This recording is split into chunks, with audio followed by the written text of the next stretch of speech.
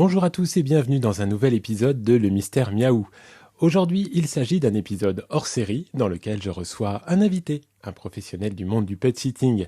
Cet invité va nous éclairer pour mieux comprendre les métiers en rapport avec les animaux de compagnie ou encore leur écosystème. Je suis Cyril Bauchet, comportementaliste félin et cat-sitter dans la vallée sud des Hauts-de-Seine, et j'ai donc le plaisir de vous offrir cette conversation avec Marine, qui est, elle aussi, comportementaliste félin et créatrice de contenu sur les réseaux sociaux sous le pseudonyme du Guide du Chat. Bonjour Marine. Bonjour Cyril, merci de m'avoir invité aujourd'hui.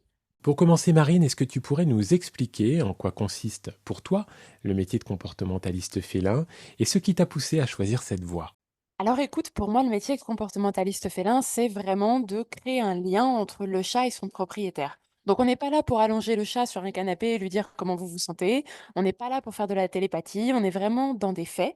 On va analyser le comportement du chat en fait et essayer de comprendre ce qu'il essaye de nous dire, comment est-ce qu'on peut faire pour améliorer son quotidien et aussi le quotidien du coup du propriétaire.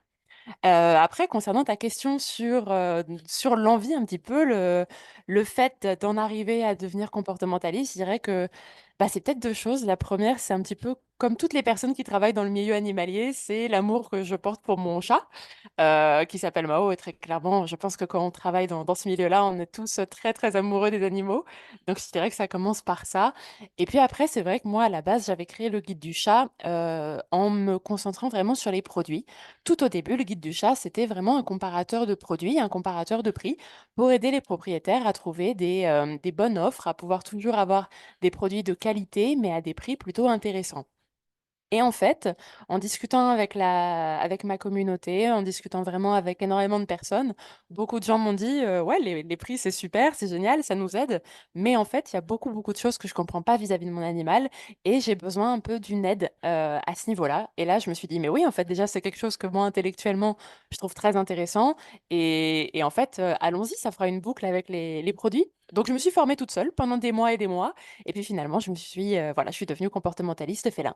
Qu'est-ce qui t'a motivé à partager ton expertise des chats sur les réseaux sociaux, notamment sur TikTok et Instagram? Bah, je dirais que sur internet, on trouve énormément d'informations, c'est super, mais on va pas forcément toujours trouver une information de qualité. Et en fait, plus je creusais le comportement des chats, plus je me renseignais sur leur bien-être, les façons vraiment d'aménager leur environnement, plus je me disais, mais attends, en fait, ce qu'on trouve en ligne, bah, c'est pas toujours adéquat, c'est pas toujours vrai. Et j'ai pensé qu'il y avait peut-être un besoin là-dessus, qu'il fallait peut-être reprendre certains sujets faciles, hein, d'une manière générale dans mes vidéos, je vais jamais être sur des sujets très, très compliqués, mais que, on pouvait apporter peut-être une aide aux propriétaires d'animaux et c'est vraiment là-dessus c'est avec cette envie en tout cas que je me suis lancée sur les réseaux sociaux. Sur TikTok, justement, tu es suivie par un peu plus de 53 000 personnes. On peut donc te qualifier d'influenceuse. Alors j'aimerais savoir comment tu as développé ton audience, comment tu es devenue un peu la porte-voix du métier de comportementaliste félin. Alors la porte-voix du métier des comportementalistes félins, c'est très, très flatteur. Je ne sais pas si en réalité c'est le cas. Parce qu'en fait, comme je le disais un petit peu avec mon ancienne réponse, le but, c'est vraiment de vulgariser certains concepts que nous, on va voir relativement souvent, voire même à chaque consultation, hein. Par exemple, reprendre certains basiques au niveau du nombre de bacs à litière, ce genre de choses. Euh, donc je dirais que enfin, j'ai plusieurs enjeux. Le premier, c'est à la fois de trouver des sujets qui vont plaire à tout le monde, et d'être capable aussi de les expliquer en moins de 2 minutes. Parce qu'on est toujours sur des formats très courts, et du coup, le but du jeu, c'est vraiment de trouver des thèmes, des sujets qui vont répondre à ces 2 problématiques en même temps. Comment choisis-tu, j'allais dire, les sujets de tes contenus finalement? Est-ce que tu as une sorte de processus que tu suis pour t'assurer que tes conseils répondent aux besoins de ton audience? Je dirais que ça vient beaucoup de l'expérience terrain. Plus on va faire de consultations ou de coaching, moi les coachings, c'est que 30 minutes de discussion avec, le propriétaire de l'animal, plus on va se rendre compte, en fait, les sujets qui finalement reviennent et tout comportementaliste pourra te dire qu'il y a 3 sujets majeurs: les illuminations hors litière, les conduites agressives et les soucis de cohabitation. Bah, déjà quand tu te penches sur ces 3 sujets, tu as énormément de choses à dire à chaque fois, de petits détails à donner et ça te permet déjà d'avoir une bonne base. Après, il y a aussi des sujets, qui moi vont m'intéresser beaucoup plus, où je sais qu'il y a où j'ai quelque chose à apporter, disons ça comme ça. Je pense par exemple à l'alopécie, le fait vraiment de se lécher trop. On en parle un peu moins en consultation, on le voit moins, mais je pense que c'est aussi des clés qu'on doit donner aux propriétaires pour dire, tiens, si ton chat a quand même ce comportement, c'est peut-être qu'il y a un petit souci. Va déjà vérifier l'état de santé au niveau de ton vétérinaire. Et puis après, si tu te rends compte que ton vétérinaire t'a dit qu'il n'y avait rien de grave, dans ce cas-là, méfie-toi quand même, il y a peut-être quelque chose à vérifier. Donc voilà, c'est un petit peu ces 2 bases, et j'essaye de jongler avec les 2. Est-ce que tu peux partager avec les auditeurs du Mystère Miaou une histoire ou un moment particulier où tu as senti que tes conseils ont fait une différence significative dans la vie d'un humain de chat ou de son petit compagnon? C'est un petit peu dur de te répondre, un moment précis, non, pas particulièrement, mais il y a beaucoup de propriétaires de chats qui viennent nous voir d'une manière générale, hein, moi, mais j'imagine aussi beaucoup d'autres comportementalistes, comme si on était un petit peu la dernière chance avant l'abandon.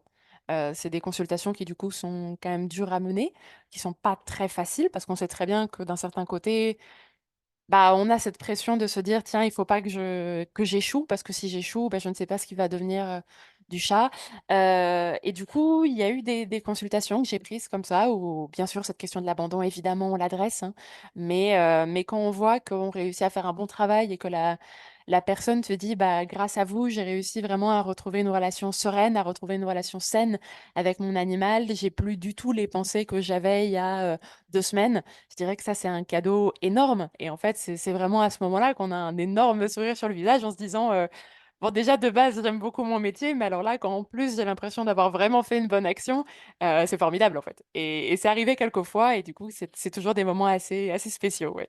Y a-t-il un mythe ou une idée reçue sur le comportement des chats qui te fait bondir ou qui t'agace vraiment? Je pense qu'il y en a plein. Il y en a plein et surtout quand on est un petit peu sur les réseaux sociaux, il y a pas mal de phrases qui reviennent et qui ont le don en effet de me faire bondir pour dire ça, très poliment. La première chose je pense c'est, le fait que les chats n'aiment pas jouer. Genre mon chat n'aime pas jouer, c'est quelque chose qui me hérisse un petit peu le poil, si on peut rester dans le milieu des animaux, parce que très clairement je suis convaincue que si tous les chats aiment jouer, ils ont tous ce besoin de chasse, ils ont tous ce besoin de se défouler mais que potentiellement la personne n'a pas trouvé le jeu adapté, ce qui arrive, hein. Mais on peut dans ce cas-là tester énormément de choses et c'est d'ailleurs, la meilleure des choses à faire en fait, c'est d'essayer, bah, se dire: «OK, si la canne à pêche a pas marché, peut-être que ça va être, je sais pas, une boule en aluminium, une ficelle, n'importe quoi, mais au moins d'essayer». Moi, à partir du moment où on me dit: «Mon chat n'aime pas jouer», ça m'énerve un petit peu et je pense que le second point qui revient aussi assez souvent sur les réseaux sociaux, c'est quand tu vas, analyser quelque chose ou donner ton opinion, bah, professionnelle sur un sujet. Je pense notamment à la nutrition et mettons, tu vas parler d'une marque, en disant que ça, c'est pas forcément génial. Tu vas toujours avoir quelqu'un dans les commentaires qui va te dire que lui, ça fait, 18 ans qu'il utilise ce produit, qu'il a jamais eu de problème et que du coup, c'est toi, par définition, qui dis n'importe quoi. Et cet exemple, tu peux un petit peu le transposer sur tout l'univers des comportementalistes félins, par exemple. Tu tomberas toujours sur quelqu'un qui te dira que lui, il a 6 chats, un seul bac à litière et qu'il y a jamais eu de problème. Du coup, par définition, toi, le comportementaliste félin, tu racontes n'importe quoi et c'est lui qui a raison. Et ça, ouais, je t'avoue que je grince un peu des dents quand je tombe sur ce genre de messages. C'est pas très, très agréable, mais on fait avec et puis c'est le jeu des réseaux sociaux aussi, hein. Et justement, quels sont, selon toi, les conseils les plus importants que les humains devraient connaître pour améliorer leur relation avec leur chat? Moi, je dirais le conseil primordial et celui sûrement que je radote le plus dans mes vidéos, c'est vraiment de jouer avec son chat. Je suis un peu obsédée du jeu avec le chat, hein, très clairement.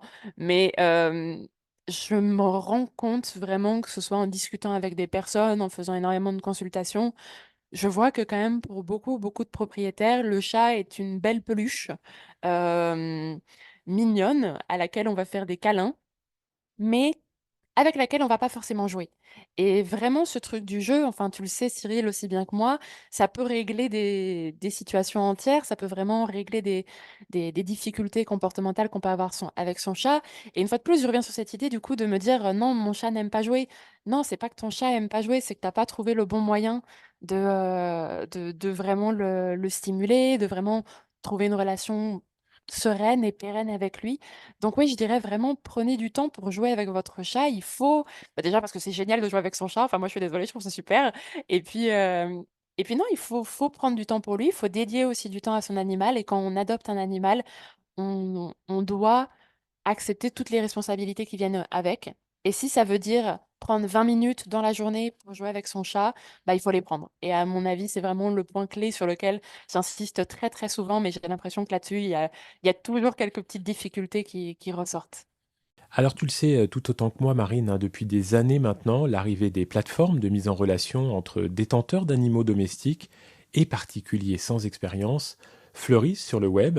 Donc j'aimerais savoir pourquoi, selon toi, il est préférable de faire appel à des professionnels du pet sitting ou des comportements félins, des vrais pros, hein, si j'ose dire, c'est-à-dire avec un numéro de SIRET, détenteur de la CACED, des formations d'expertise, etc. Et j'en profite pour rappeler à nos auditeurs que l'ACACED signifie attestation de connaissance pour les animaux de compagnie d'espèces domestiques et que celle-ci est obligatoire pour exercer le job de pet-sitter par exemple.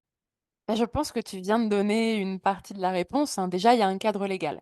Donc déjà, enfin, Dieu sait pourtant que le milieu animalier n'est pas très très bien réglementé, que d'autres réglementations seraient les bienvenues. Mais pour une fois qu'on a un diplôme, pour une fois qu'on a la CACED, ça me paraît absolument primordial de rester, pardon, dans ces règles. Enfin, quelqu'un qui va avoir un numéro de siret, qui va avoir la CACED, déjà souvent il a aussi une responsabilité civile, une assurance, donc en cas de problème, il est aussi couvert. On a quand même la fiabilité d'être avec quelqu'un qui sait de quoi il parle, donc je dirais, voilà, déjà premier point, il y a ce cadre légal et puis après, c'est quand même aussi une meilleure gestion de l'animal et surtout en cas de difficulté, en cas de problème, ça peut être de l'hyperattachement, ça peut être des éliminations à litière, ça peut être n'importe quoi. On va être sur quelqu'un qui va pouvoir se dire: «OK, l'animal a tel comportement, du coup je comprends qu'il faut potentiellement mettre ça en place et mettre ça en place. Et ça, sur quelqu'un qui va simplement venir garder, le chat de mamie ou, voilà, le chat des voisins, bah, en cas de problème, il va pas du tout pouvoir intervenir.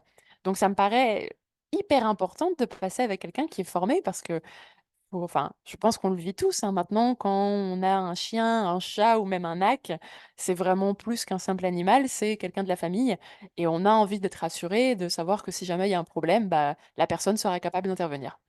As-tu des projets ou des ambitions spécifiques pour l'avenir, Marine, que ce soit en termes de développement de ta présence sur les réseaux sociaux ou de ta pratique en tant que comportementaliste félin? J'ai plein, plein, plein de projets.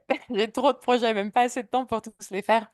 Mais je dirais que le premier projet, là, celui qui me tient le plus à cœur, c'est de développer des partenariats. Donc que ce soit avec, tu vois, l'Association française de pet-sitters, par exemple, mais aussi peut-être avec des médias, avec, d'autres professionnels. Enfin, j'ai vraiment envie de me dire, jusqu'à présent, j'ai travaillé seule et je travaille bien seule, hein, il y a pas de problème. Mais je pense qu'on est quand même, qu'on va plus loin quand on est plusieurs et du coup, c'est vraiment le prochain cap, c'est essayer de lier des partenariats, de voir comment je peux aider, comment on peut m'aider et finalement, avec toute cette aide, où est-ce que je peux emmener le guide du chat? Ouais. Merci beaucoup Marine de m'avoir accordé cette interview dans un épisode spécial du Mystère Miaou. C'était un vrai plaisir, chère consoeur, de te recevoir. Et je rappelle à nos auditeurs que tu es comportementaliste félin et créatrice de contenu sur les réseaux sociaux. Et l'on peut te retrouver sous le pseudonyme de Le Guide du Chat, sur TikTok par exemple ou encore Instagram. Merci d'avoir écouté cet épisode, j'espère que cela vous a permis d'en savoir plus sur le monde des professionnels du pet-sitting. Restez connectés pour de nouveaux épisodes passionnants. Prenez soin de vous et de vos amis à quatre pattes. À bientôt!